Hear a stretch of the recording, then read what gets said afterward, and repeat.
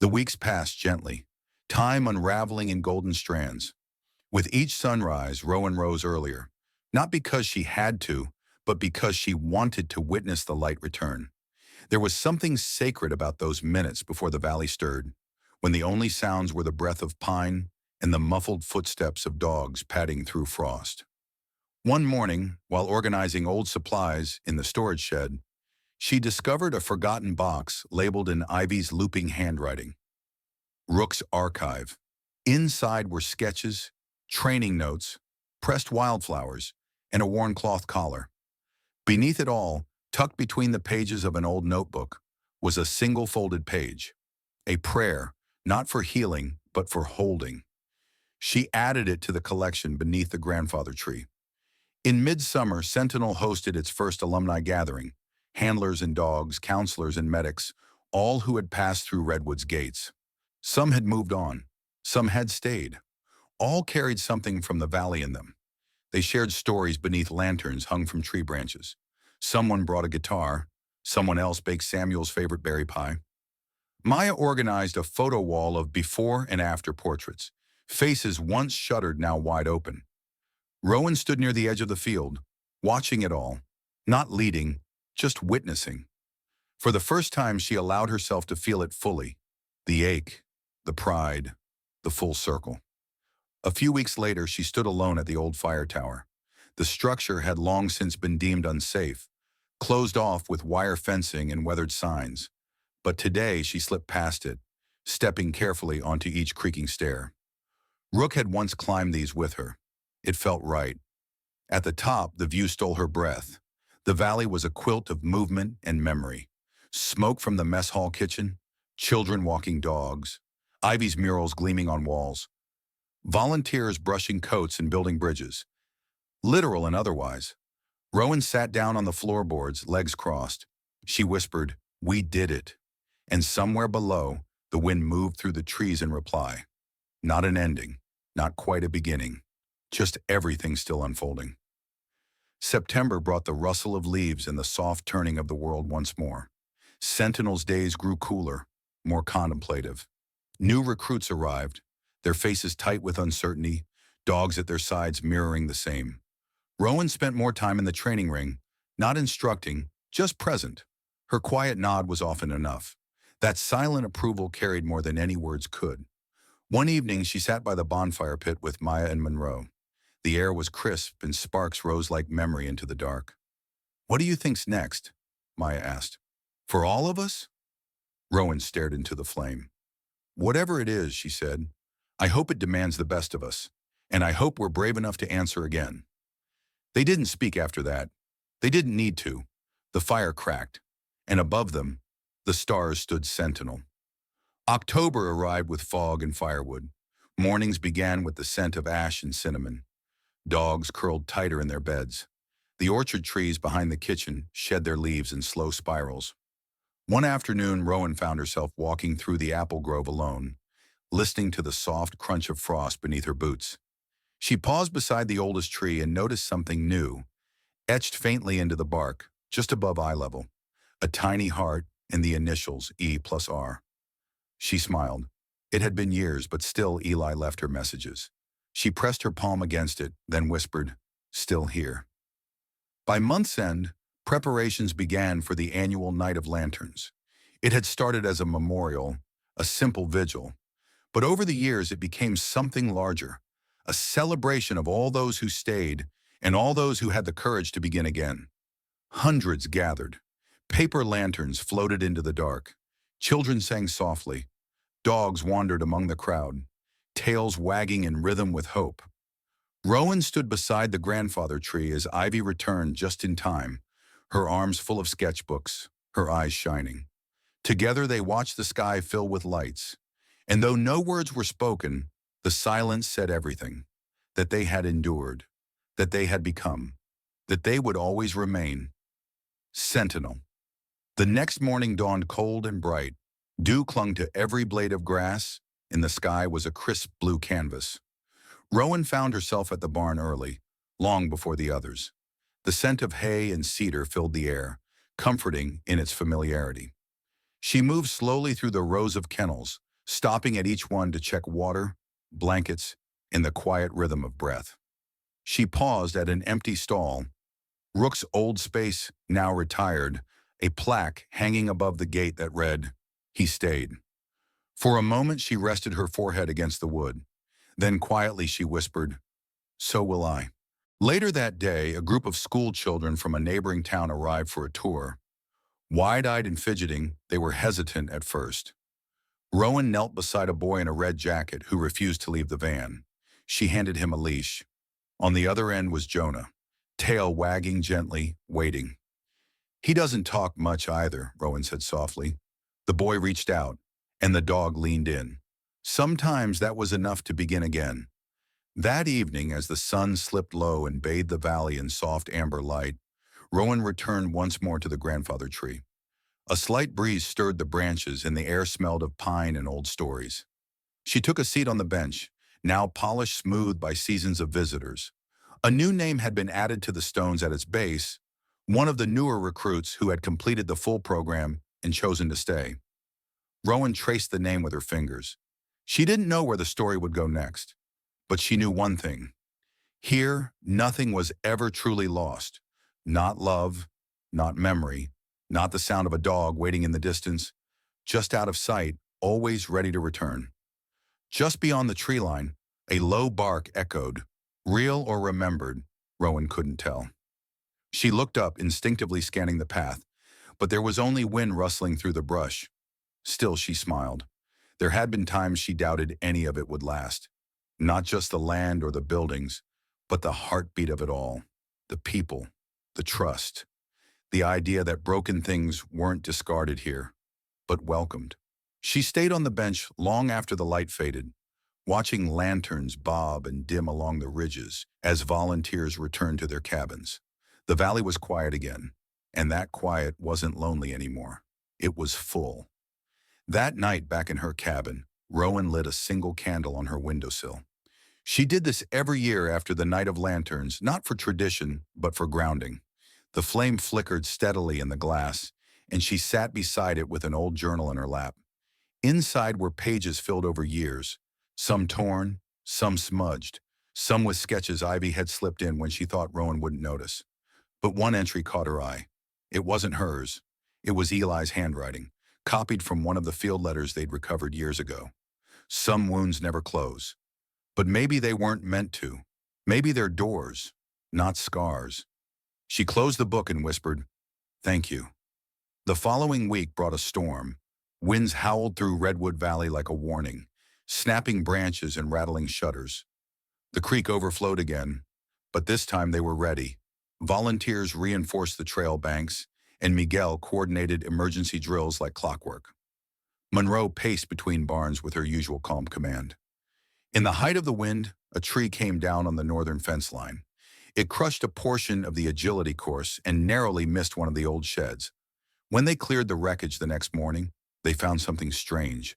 An old brass dog tag wedged in the bark, the name so worn it was barely legible. Scout. Rowan held it in her palm for a long time. She had never known a scout, not here. But something in the name felt familiar. Maybe not from a memory, but from a promise. In the days after the storm, the valley shimmered. Everything washed clean. Paths gleamed under morning frost. Dogs barked with new energy. Volunteers worked together with a sense of shared gratitude. Storms had a way of reminding them all that nothing could be taken for granted. Rowan gathered the team one evening beneath the newly rebuilt pavilion. They didn't hold meetings like this often anymore. Things ran themselves now, but tonight felt like it needed a pause. "We've weathered a lot," she began. "More than storms. Loss, fear, the kind of silence that steals your breath before you even realize it." She looked around. Maya, Monroe, Miguel, and now a dozen new faces who had once arrived broken and now sat upright, open, waiting. "But look at us," she said. "Still here, still choosing to be. And that's not luck. That's bravery." They didn't clap. They didn't need to. The silence that followed was full of understanding. Weeks passed, and Rowan returned to her early walks. The fog lingered longer now, clinging to the field edges and curling over the kennels like breath. She liked it. how the world felt pause just before it woke. One morning, she found a small bouquet of wild asters tied to the bench beneath the grandfather tree. No note, no name. She left it untouched, but returned the next day with a ribbon of her own. Deep forest green, the same color as the old field packs she and Eli used to carry. She tied it gently to the bench leg and whispered, "For all who stayed." That winter, Ivy returned for the solstice. She brought paints, of course, and stories from the city. Galleries, new students, a dog she'd adopted named Clover, who had a crooked ear and a stubborn soul. Together, she and Rowan painted a new mural along the east barn. It wasn't a scene, not like the others. This one was a constellation of hands and paws, woven together, reaching and holding. At the center was a single figure, ambiguous, faceless, half shadow, half light. Anyone could be them. Everyone had been. They called it becoming. When the mural was done, Ivy pressed her forehead to the wall and said, "This place taught me how to be a person." Rowan reached out and gently touched her shoulder. "Number you taught us." On the last night of Ivy's visit, they stood beneath the tree once more. Snow had begun to fall again, soft as breath. "I still hear him sometimes," Ivy said. "Rook, in the brush, in the way silence settles." Rowan nodded. "So do I." She looked out over the valley, over lanterns and windows and trails carved into moonlit white. "It's never just about what was lost," Rowan said. "It's about who we became trying to keep it." Ivy didn't reply right away. She simply leaned her head against Rowan's shoulder, and together they listened to the snowfall. In the distance, a single dog barked once, then fell silent, as if to agree. The next morning, Ivy departed before sunrise. Rowan stood at the ridge as the headlights disappeared down the winding road, her hands deep in her pockets, heart both heavy and calm. Parting was no longer sorrow, it was proof of growth. Back at the main lodge, Monroe had set up a new community wall. Letters never sent. Anyone could tack a note there, addressed to anyone or anything, to a lost friend, a past self, even a dog. Rowan stood reading the messages for a long time, short phrases, tear-stained sentences, careful handwriting. One simply read, "Thank you for staying when I couldn't." She added her own, folded once, pinned low, not signed. "I still carry your name like a flame." Spring returned, as it always did, but earlier this year. Buds peeked through soil along the path to the kennels, and volunteers walked slowly, as if afraid to disturb the fragile newness underfoot. One afternoon, a delivery truck arrived carrying cedarwood planks. Miguel raised an eyebrow. "We're not building anything," he said. Rowan nodded. "We are now." Over the next 2 weeks, they constructed a new gazebo beside the training fields. But not just a rest spot. It was meant for reading, for journaling, for remembering. A quiet space for those not yet ready to speak aloud. Ivy sent up cushions dyed in deep sky blue, and Monroe added a brass plaque to the entrance. "Come as you are." Rowan spent more time there than she expected. Sometimes alone, sometimes with others. Once with a teenager who hadn't spoken a word in 3 days. They sat side by side while a golden retriever slept at their feet. When Rowan stood to leave, the girl reached out and held her sleeve. Just for a second, but it was enough. Each day, the valley exhaled a little more. Dogs played longer. People lingered after meals. The silence, once a wait, now felt like the space between chords in a song. And one morning, as Rowan stepped out into the courtyard, she saw something new. A puppy, all ears and feet, chasing butterflies in crooked circles. Monroe walked up beside her, coffee in hand. "Found him on the highway," she said. "No chip, no collar." Rowan laughed softly. "So he found us. What'll we call him?" Rowan watched the little dog tumble into a patch of clover and sneeze. "Maybe something simple," she said. "Like hope." They stood together as the puppy galloped toward them, tail wagging, tongue lolling, entirely unaware of the weight he had just lifted. Hope became a fixture of the valley within days. His boundless energy and floppy joy brought something light to the routines.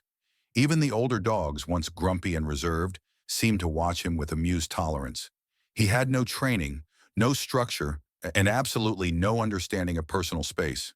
But what he lacked in discipline, he made up for in love. It was Monroe who took him in officially. "I guess he's mine now," she said one morning, as Hope gnawed enthusiastically on the hem of her coat. But Rowan saw it, the softening in her eyes, the way her hand lingered just a second longer when she scratched behind his ears. Even the strongest among them needed something gentle. One evening, as the sun dipped low and cast long amber shadows across the training fields, Hope sprinted in wild loops around the gazebo. Rowan sat inside, pen in hand, trying to finish a letter she'd started weeks ago. She paused, watching the pup dart and tumble. Then across the clearing, a moment. A young woman, new to the valley, barely 20, sat beside a German shepherd. Her body was still. The dog was calm, alert. Hope bounded toward them, skidding in the dirt. And for a moment Rowan braced for chaos. But instead the shepherd stood and stepped forward, placing himself gently between the woman and the puppy. Not aggressively, just present, protecting. Hope froze, then backed up a step, tail still wagging. The woman reached out and touched the shepherd's head. Trust, built right there in that quiet exchange. Rowan returned to her letter. It no longer needed editing. It only needed to be finished. Summer arrived with fireflies. Warm nights returned, and the smell of lavender and pine carried through open windows. The kennels were full but peaceful, and the training schedules ran smoothly, overseen now by a new generation of graduates, those who had arrived silent and shattered, now steady and leading others. One of them, a young man named Caleb, had begun hosting evening walks. Not structured, not therapeutic, just walks. No one had to talk. Most didn't. But each night they gathered by the edge of the field, dogs at their sides, and moved through the twilight together. Rowan joined them sometimes. Other times she stood back and watched. What had once been a place for repair had become a place for return. Some stayed for a few weeks, others for years. But they all carried the same knowing. Sentinel wasn't a destination, it was a direction. The phrase echoed in Rowan's mind days later as she packed a small bag. Ivy had invited her to a gallery opening in the city, her first major solo show in nearly a year, and for once Rowan agreed to go. It had been a long time since she'd left the valley for more than a night. As she zipped her duffel closed, she found herself pausing, hand resting on the fabric. She turned, looked around her quiet cabin, and whispered, "Just for a few days." At the edge of the gravel road, Monroe waited beside the truck. Hope sat in the passenger seat, panting happily. "I figured you'd need an escort," Monroe said with a half-smile. "I figured you'd say that," Rowan replied. The drive to the city was quiet. Rolling hills gave way to cluttered suburbs, and the skyline finally emerged, jagged and unfamiliar. Rowan kept a steady gaze out the window, her fingers curled around a folded ribbon in her pocket, the same forest green one she'd tied to the bench months ago. The gallery was warm, filled with soft music and murmurs. Ivy stood near the center, surrounded by people but not swallowed by them. Her voice was confident. Her laughter rang clear. When she saw Rowan, her face lit up. "You came." "I said I would." They walked the gallery side by side. Ivy's paintings had grown bolder. Larger canvases, sharper contrasts, still hands and leaning shoulders, dogs lying beside beds, a woman at a tree, half shadow, half sky. One piece stopped Rowan cold. It was simple, an empty kennel, sun streaming in through the slats, casting the silhouette of a dog long gone. She touched the frame and exhaled. "I called that one He Stayed," Ivy said softly. Rowan didn't reply. She didn't need to. That night back at her hotel, she couldn't sleep. The city hummed beneath her window. Distant sirens, the whoosh of cars on wet asphalt. She thought of the valley, of the silence there. The kind that didn't press down, but opened up, and she missed it. She returned 3 days later. Hope greeted her with a bark and a bounce. Monroe handed her a cup of tea. Maya was repairing a garden fence. Miguel waved from the top of a ladder. Everything was as she left it. Everything was different. Rowan stood in the courtyard, face turned to the sky, and smiled, because sometimes leaving was just another way of knowing where you belong. And she belonged here, always had, always would. That night, as the valley slept beneath a spill of stars, Rowan sat by the fireplace with a mug of tea and her old journal open on her lap. She didn't write. Not yet. She simply traced old entries with the edge of her thumb, letting the stories breathe around her. The wind shifted outside and she heard the faintest thump on the porch. When she opened the door, she found a note tucked under a smooth riverstone. No name, no date, just a line. Your silence taught me how to listen. She stood there for a long time, the paper between her fingers, the stars above leaning in. The next morning, Rowan joined Caleb's walk. Hope came too, weaving between dogs, greeting each handler like an old friend. The group moved in a soft rhythm, boots on dirt, tails swaying, breath rising like smoke. No one spoke. But when they reached the ridge where the valley opened wide below, Rowan stepped forward. And for the first time in weeks, she spoke aloud. I think we should name this trail. Heads turned, eyes curious. She smiled. Let's call it the long way home. The group paused, then nodded. It felt right. That name lingered in the air like wood smoke, sinking into the soil, into memory. When the walk ended, and people slowly made their way back to cabins and barns, Rowan stayed behind.